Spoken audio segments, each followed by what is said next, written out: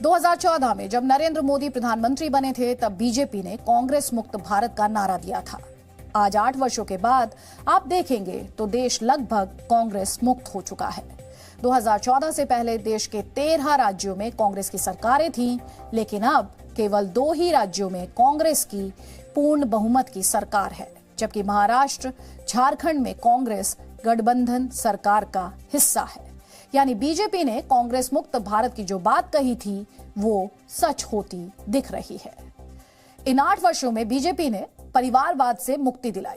आप कह सकते हैं कि आज बीजेपी अकेले ऐसी पार्टी है जिसमें अध्यक्ष के बेटे को अध्यक्ष बनाने की परंपरा नहीं है, जहां परिवारवाद के हिसाब से राजनीति तय नहीं होती है। और इस सरकार में जो तीसरा बड़ा बदलाव हुआ है वो ये कि मोदी सरकार ने गठबंधन की राजनीति से भी मुक्ति दिलाई है। वर्ष 1989 से 2014 तक देश में गठबंधन की राजनीति का दौर था। इस दौरान सरकारों में मंत्रालय गठबंधन के तहत अलग अलग पार्टियों के नेताओं को दिए जाते थे। इससे होता यह था कि हर मंत्रालय उस पार्टी का पावर सेंटर बन जाता था और मंत्रालय से जो पैसे और पावर की सप्लाई लाइन निकलती थी वो सीधे उस पार्टी के राजकोष तक जाती थी।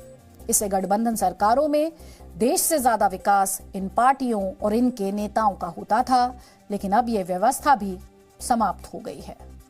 कुल मिलाकर कहें तो आज हमारे देश के पास एक ऐसे प्रधानमंत्री हैं जिन पर कोई सवाल नहीं उठा सकता, जिनकी ईमानदार छवि है, जो परिश्रमी हैं, 7 दिन 24 घंटे काम कर सकते हैं और जैसे एक घर का बुजुर्ग रहता है वैसे ही सबको साथ लेकर चलते हैं।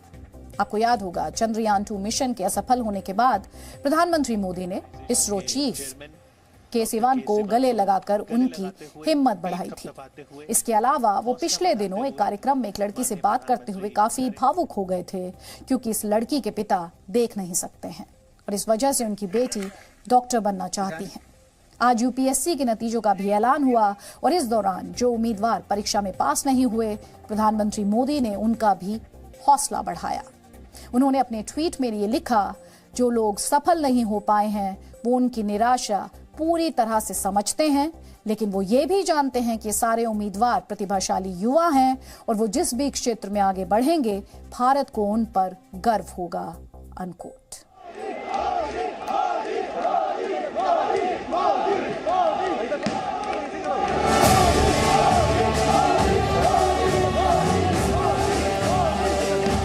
मैं नरेंद्र दामोदर दास मोदी ईश्वर की शपथ लेता हूं कि मैं विधि द्वारा स्थापित भारत के संविधान के प्रति सच्ची श्रद्धा और निष्ठा रखूंगा। मेरे देश के निर्दोष नागरिकों को मौत के घाट उतार दिया जाता हो, युद्ध लड़ने की ताकत नहीं है, पीठ पर वार करने के प्रयास होते हो, तो ये मोदी है। उसी भाषा में जवाब देना जानता है। Press the button and officially launch the GST.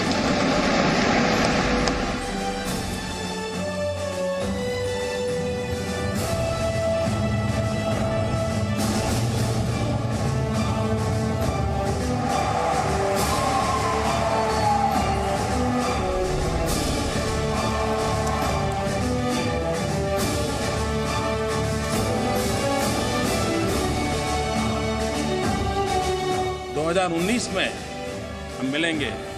मैं आपको, देशवासियों को फिर एक बार मेरा रिपोर्ट कार्ड दूंगा। परिश्रम की पराकाष्ठा करूंगा, अपने लिए नहीं, देश के लिए जीऊंगा। वर्तमान में जारी 500 रुपए और 1000 रुपए के करेंसी नोट लीगल टेंडर नहीं रहेंगे।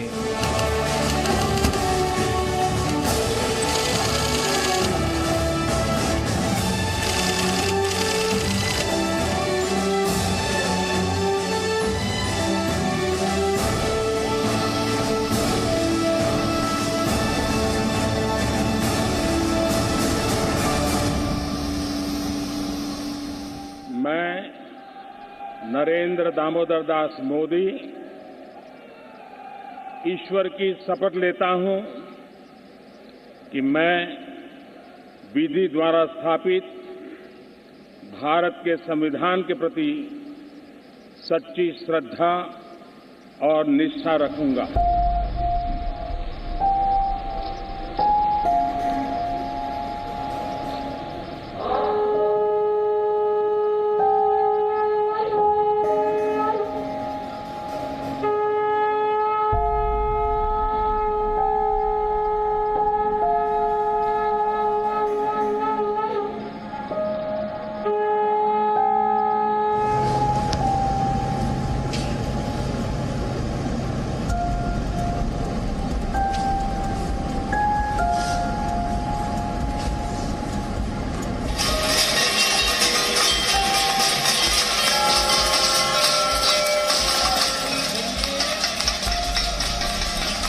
गरीबों की सरकार होती है तो कैसे उसकी सेवा करती है, कैसे उसे सशक्त करने के लिए काम करती है, ये आज पूरा देश देख रहा है। Australia, India, Japan, and the United States. Please people, please stay here.